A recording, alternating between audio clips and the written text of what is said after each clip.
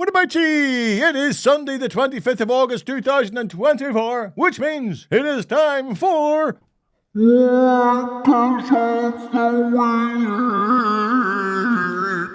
Yes, time for Wankers of the Week. But before I begin, I'd like to finish off a wee whinge that I started last week. If you watched last Sunday, you'll know I was talking then about the lamentable state of our NHS. Something I personally experienced after a trip to the Royal Victoria Hospital in an ambulance where I ended up in a 16-hour wait to see a doctor. Last week I was full of praise for the staff who continue to do an amazing job under the most arduous of circumstances. And a week later that admiration is not diminished, but I must admit to being somewhat angrier. I'm angry because when I finally got to see an orthopaedic doctor, it took him 1 minute. Do you understand? 1 minute to give me the medication which ended my agony. Meaning I'd spent 11 or 12 hours suffering needlessly, as it could have been averted with one injection of a strong anti-inflammatory drug if I'd been able to see a doctor in any way moderate time. And this is now the norm.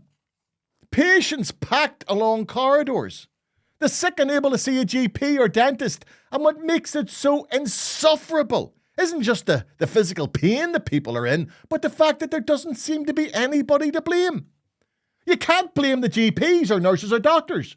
They're working to the limit with little to show for it. So there's nobody to blame. Or is there? You see, I think there are a group of people who can and should be blamed. Namely, the pompous incompetents who masquerade as our local politicians. And we had a perfect example of just such pomposity this last week in another area of public services, namely the police. Our new Chief Constable, John Boucher, has proven both his independence and common sense in the last few weeks. I personally was particularly impressed at how he dealt with the infamous flying out of a police jeep incident, which of course led to international papers. The Sunday Times held their front page for that story. This is what the Chief Constable had to say on the issue.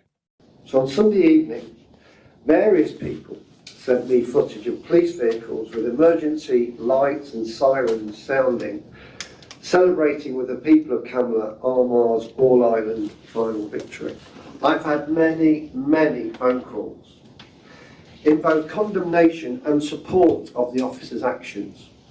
Some have asked for the officers to be suspended or even sacked, whilst others have supported the officers and called for commendations for them. Let me be crystal clear. No one is being suspended, no one is being sacked, and no one is being relocated. However, nor do I support the officers of the actions of the officers. Common sense. He told both sides, tattle off. I'll make my own decision. No, I'm not listening to you. Here's common sense. Fair play to the man. So when Mr. Boucher found himself in a meeting with our new Prime Minister, Keir Starmer, he took the opportunity to highlight the fact that the PSNI were operating £140 million under budget and were under numbers of police officers by 1,700 short. Now, most rational people would say, fair play to you, John. Indeed, he'd have been delinquent to have not said what he's did. But not everyone saw it that way. Oh, no. The Permanent Secretary of our Department of Justice, a Mr. Hugh Whittis, well, he wasn't amused. He sent a letter to Mr. Boucher, which somehow, nobody knows how, somehow got leaked to the press, stating that the Chief Constable had in fact acted, and I quote, outside well-established financial protocols by speaking to the Prime Minister directly. This letter of censure, of course, had to be signed off by the Justice Minister, Alliance leader Naomi Long, which I find particularly disappointing. What makes this all the more ludicrous and infuriating is the fact that the executive have been begging central government for more money for months and getting absolutely nowhere. So the letter of censure to Boucher exemplifies the small-minded, indeed silo mentality of our political class who view their departments as their personal little fiefdoms. Rather than send John Boucher a letter of censure, Justice Minister Naomi Long should have sent him a thank you note and a bottle of whiskey for having the cahoolies to face down the Prime Minister and tell him the reality of policing in Northern Ireland. Well, where will it end? Will Permanent Secretary Willis now follow up with another letter to the Chief Constable informing him to infer in future courtesy when meeting the Justice Minister and explaining that going forward he should address her as Your Highness of Highnesses of Justice? That a top civil servant earning probably over £100,000 and a Justice Minister we know earns almost £70,000 feel this was a productive use of their time highlights the small-minded pomposity which is to blame, not only for the difficulties of the PSNI, but I would argue also for the difficulties of the NHS. Is it any wonder you'll wait hours for a cop to arrive? Is it any wonder I lay in that trolley for 12 hours? Or you can't get through to your GP? When we have a highly paid civil servant and politicians think it more important to adhere to nonsense protocols rather than getting the job done. John Boucher spoke truth to power, and for that he should be congratulated. For that's not even his job. His job is running the police. Politicians are the ones who are supposed to be talking these truths to power. They're the ones who are supposed to be ensuring we have the necessary funds to properly service our public services.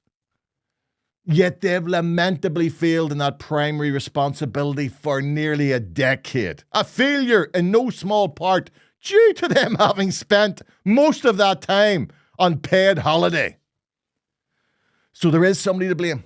There's always been a clear candidate for blame for the state of our public services, roads, health and education. And that blame lies with the utter muppets you continue to elect into power. But hold on. If that's true, then I'm wrong. The final blame isn't with the politicians, but yous who put them into power. It's your fault. And for so long as you continue to elect politicians who put their delicate egos ahead of the common good, then nothing, and I do mean nothing, is going to change here. You will be on those trolleys for 12 hours. You will get the engaged tone for your GP. You will phone the police and get another number to phone, who's another number to phone, and then nobody will arrive. 'Cause that's the people you're electing into power. Rant over. Okay, I'm letting it go there. That's it. Do you know what? I feel better. I've got it off my chest now. Do you understand? I've got it off my chest. That's it, gone. You know what I mean? It's just therapy for me. And I think a lot of you will probably feel a bit better now too, because you have probably been feeling exactly the same frustration as I feel most weeks. No, I need to meditate. Calm down. You'll do nothing. You hear me? You'll do nothing.